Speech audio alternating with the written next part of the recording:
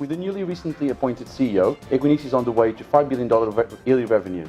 Maurice Mortell is the Managing Director for the company's Irish business and is here to talk through the local market. Maurice, thanks a lot for talking to me. What does the Irish market look like for Equinix at the moment? At the moment, Equinix in Ireland, we have 4 DCs, DB1, 2, 3 and 4, built in a campus environment. Large interconnection, the 2 most densely connected sites in the country.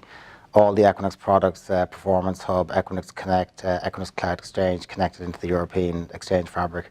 So good business, been growing pretty well over the last number of years. So yeah, it's good infrastructure. How much does the Irish business represent of the global Equinix business or the European business? Is there a percentage in terms of revenues or percentage of revenues?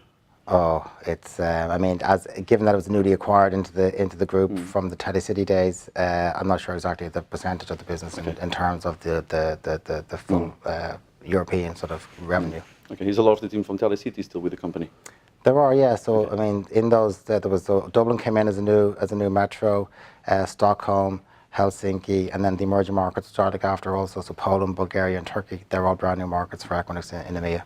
Okay, and then if we look at the wider market in Ireland, there's a lot of opportunities out there.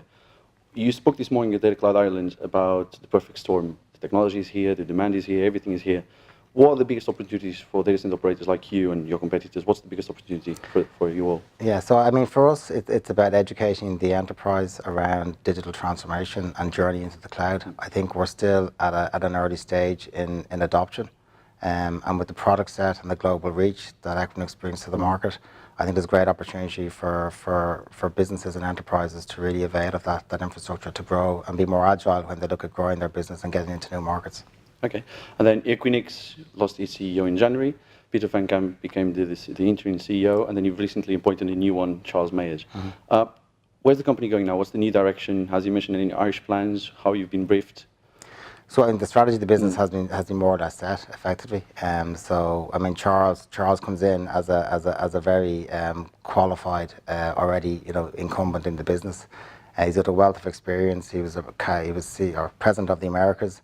He was COO for a number of years, and then in the last 2 years, he's been heading up our strategy, services, and innovation group. So he's touched nearly all the touch points in the business around what it is we're doing and where we're going.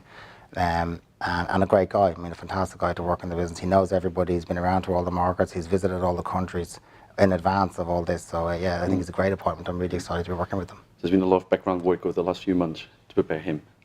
I have no doubt, yeah. Okay, cool. And then one final question. We are at Data Cloud Ireland 2018. 12 months down the line, what's the number one challenge that you think we're going to have to overcome as an industry? In the Irish market? In the Irish market. I think, well, you heard this morning there's some issues around perception around power, power issues around capacity and availability. And emotional decisions as well. Yeah. That's very interesting. Yeah, it is. But, I really think that we've got a lot of core infrastructure already in the Irish market to really sort of compete on a global level for a footprint in Europe from the point of view of where you put your digital infrastructure for accessing the European market. We do have some issues around power availability, but I think the industry is overcoming those, and we will overcome those as we work more closely with the grid providers and the energy providers. So for me, that's just going to happen over a period of time. And then it's really just about educating the market around what it is the offering is available that's available for the enterprise market. Okay, sounds good, Maurice. Thanks a lot for talking to me. Pleasure. Don't forget you can follow Data Economy on Facebook, LinkedIn, and Twitter, and also visit the website on www.dataeconomy.com.